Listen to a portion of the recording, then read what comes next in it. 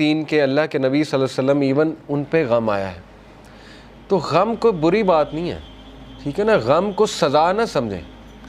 بانو قدسیہ کہا کرتی تھی نا کہ غم کا الیکٹرک شاک, ان کا ایک بڑا زبردست اس پہ کالم ہے, غم کا الیکٹرک شاک اس کا ٹائٹل تھا. انہوں نے کہا کہ غم جو ہے یہ تو روحانیت کی سیڑھی ہے, اور غم اس روحانیت کی سیڑھی پہ چڑھ کے انسان کا جو ہے وہ دل نرم ہوتا ہے, پھر وہ دوسروں کا غم فیل کرتا ہے اور پھر وہ دوسروں کے لیے کچھ کرتا ہے. ادروائز تو انسان مزے میں ہے نا, اس کو کچھ آ ہی نہیں رہا, تو پھر نہ اس سے کوئی کام ہوگا نہ وہ اللہ کے لیے کچھ کرے گا. جیسے میں اکثر مثال دیتا ہوں, دیکھیں عمران خان صاحب کی والدہ کو غم, اگر وہ غم نہ آتا کینسر والا, تو شوکت خانم تو آج نہ ہوتا نا. کتنے لوگ مستفید ہو رہے ہیں شوکت خانم سے, تو ایک غم نے دیکھیں انہیں کیا کرنے پہ مجبور کر دیا. اسی طرح کئی لوگوں کی آپ سٹوریز پڑھیں گے کہ ایک غم نے ان کو پتہ نہیں کتنا بڑا جو ہے وہ عظیم ایک لیڈر بنا دیا, یا ایک بہت بڑا فلنتھروپسٹ بنا دیا, کیونکہ وہ اس غم سے گزرے تھے. تو اس لیے اللہ کے نبی صلی اللہ علیہ وسلم کو بھی غم آیا, نبیوں کو بھی غم آیا ہے. لیکن یہ کہ دوسرا لیسن یہ ہے کہ ہر اندھیر کے بعد صبح ہے. کوئی بھی سچویشن مکمل اندھیری نہیں ہوتی ہے. ہاں مکمل اندھیری تب ہے جب آپ انسانوں پہ رلائے کر رہے ہیں, پھر مکمل اندھیر ہے, کیونکہ انسان نہیں دے سکتا. اللہ تعالیٰ نے قرآن مجید میں کہا کہ جو مانگنے والا ہے وہ بھی ضعیف ہے, اور جس سے مانگا جا رہا ہے وہ بھی ضعیف ہے. ضعف الطالب والمطلوب, آئی تھنک یہ آیت ہے. اس سے کیا آپ کو پتہ ہے کتنا پاورفل لیسن اس سے ملتا ہے کہ اللہ نے مثال دی کہ جو مشرک ہے نا, جو جس سے وہ مانگ رہا ہے, جس شرک کر رہا ہے, وہ اتنی ویک چیز ہے کہ پہلی تو بات وہ اسے دے نہیں سکتا, اور جو مانگنے والا ہے وہ بھی ویک ہے. اس کا اپوزٹ کیا ہے؟ علماء کرام آپ کو پتہ ہے کہتے ہیں کہ اس کا اپوزٹ کیا ہے. اس کا اپوزٹ یہ ہے کہ تو مانگ کس سے رہا ہے؟ اللہ سے, ہو از دی موسٹ پاورفل. تو مانگنے والا بھی کیسا ہونا چاہیے؟ اگر وہاں تھا کہ مانگنے والا ضعیف ہے اور جس سے مانگا جا رہا ہے وہ بھی ضعیف ہے, تو یہاں کیا ہونا چاہیے کہ مانگنے والا وہ بھی پاورفل ہونا چاہیے اور جس سے مانگا جا رہا ہے وہ تو ہے ہی. تو اس لیے اللہ سے ایسے ویسے نہیں مانگنا. اللہ تعالیٰ سے جب مانگنا ہے تو تگڑا بن کے مانگنا ہے. اتنا توکل, اتنا بیلیف ہونا چاہیے. یہی تو مومن کی مثال ہے. مشرک کی مثال کیوں اللہ نے کہا ضعیف ہے مانگنے والا؟ کیونکہ اس کے ہارٹ میں ڈاؤٹس ہیں, اس کو مانگنا ہی نہیں آ رہا ہے, اس کو پتہ ہی نہیں ہے میں نے مانگنا کیسے. لیکن بلیور کے ہارٹ پہ اللہ تعالیٰ نے ایسا جو ہے وہ ایک یقین طاری کیا ہوا ہے کہ وہ مانگنے والا بھی بہت سٹرونگ ہے, اور جس سے مانگا جا رہا ہے وہ تو پھر اللہ ہے. تو یہ بات آپ ہمیشہ یاد رکھیں, ٹھیک ہے؟ کبھی بھی ڈاؤٹ نہیں کرنا اللہ کو, اور پھر تگڑا بن کے مانگنا ہے. اللہ سے جب مانگتے ہیں تو پھر 100% ہوپ کے ساتھ مانگتے ہیں. یہ دعا کے آداب میں شامل ہے. اللہ کے نبی صلی اللہ علیہ وسلم نے فرمایا تمہاری دعا تب تک قبول ہوتی رہے گی جب تک تم یقین سے مانگو گے. جیسے اس میں تھوڑا سا ڈاؤٹ آ گیا, جیسے اس میں یہ بات آ گئی کہ پتہ نہیں اللہ کرے گا نہیں کرے گا, تو وہ دعا پھر فالٹی دعا ہے, اس میں پھر کمی ہے اس دعا میں, اس میں پھر بہت زیادہ یقین آنے کی ضرورت ہے. تو اس لیے ان چیزوں پہ ورک کرنا چاہیے. دیکھیں ویلیو ایڈڈ چیزیں یہی ہے کہ اپنا یقین بڑھاؤ, اپنا توکل بڑھاؤ, ٹھیک ہے؟ تو بہرحال یہ ہمارا دوسرا لیسن تھا کہ ہر اندھیر کے بعد جو ہے وہ روشنی آئے گی ہی آئے گی. اور پھر تیسرا لیسن یہ کہ اللہ کے نبی کو اللہ سبحانہ و تعالیٰ یہ دلاسا دے رہے ہیں, یہ تسلی دے رہے ہیں کہ تمہارے لیے جو آنے والی جو دنیا ہے کی زندگی ہے, آنے والی جو زندگی ہے وہ اس سے بھی بہتر ہے. یہ تو ہے ہی اللہ کے نبی, لیکن یہ کہ وہ اس سے بھی بہتر ہے. اور پھر اگلا لیسن ہم نے پڑھا کہ تیرا رب تجھے ایسا دے گا کہ تو راضی ہو جائے گا. تو یہ یہاں سے یہ ثابت ہوتا ہے کہ اللہ تعالیٰ یہ کہہ رہے ہیں کہ انسان کو اللہ کبھی بھی خالی ہاتھ نہیں چھوڑتا ہے. یہ میں آپ کو ذرا ایک بات بھی بتا دوں. A man from Kufa came to ask Sayyidina Muhammad al-Baqir whether the hadith of the Prophet's intercession was authentic.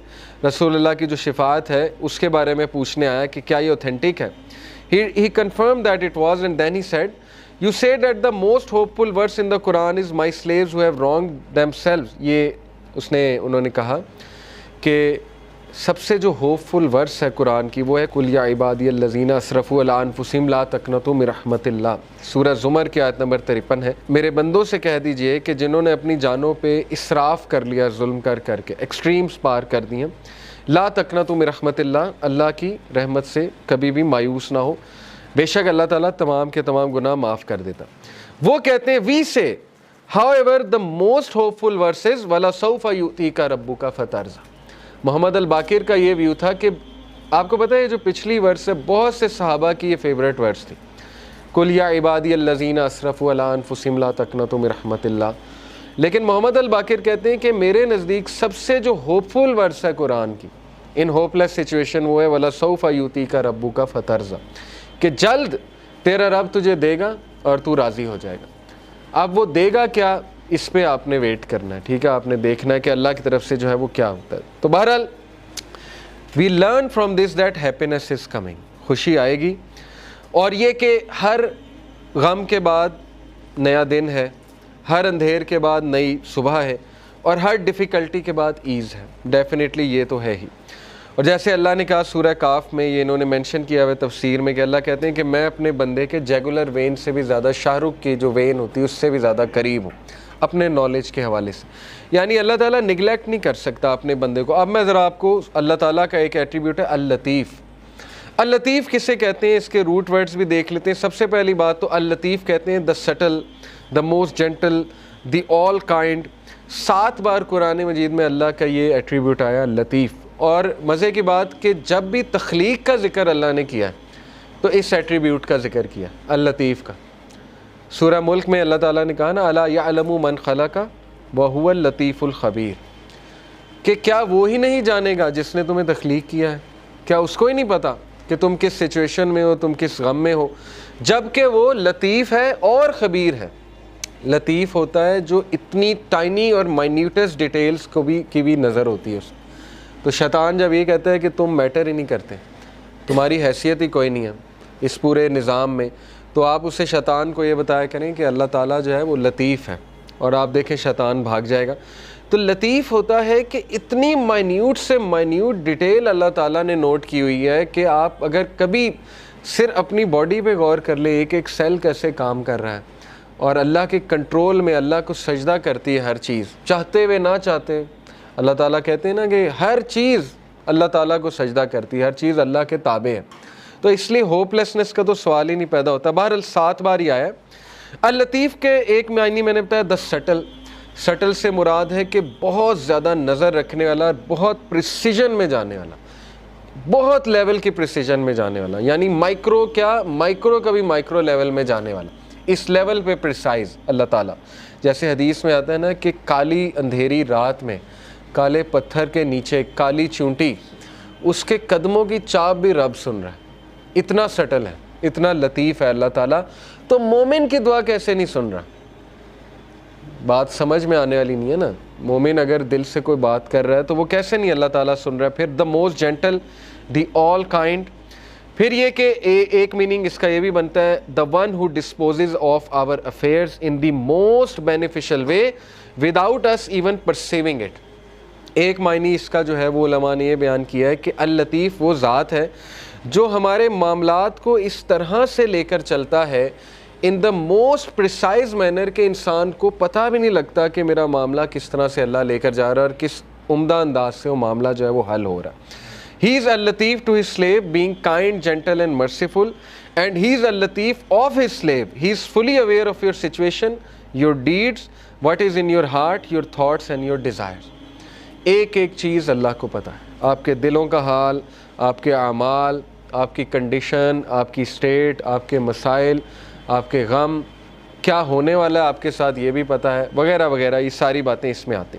تو موسٹ کائنڈ، موسٹ سٹل اور موسٹ گریشیس، یہ چند ایک معنی ہے.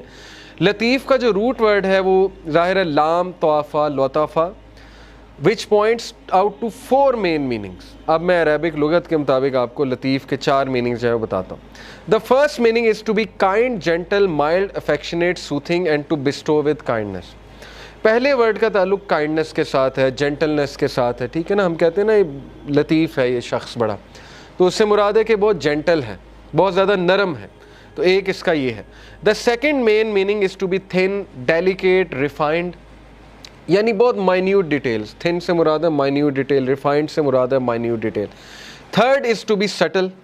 سٹل سے مراد ہے بہت زیادہ باخبر، ٹھیک ہے نا. سٹل کو ویسے بھی جی سٹل سے مراد ہے بہت زیادہ باخبر. And to know the details of all the affairs. باخبر ہونا تمام کے تمام ڈیٹیل، ایک ایک ڈیٹیل کے بارے میں باخبر ہونا. اور چوتھا جو میننگ ہے it is to treat with regard for circumstances.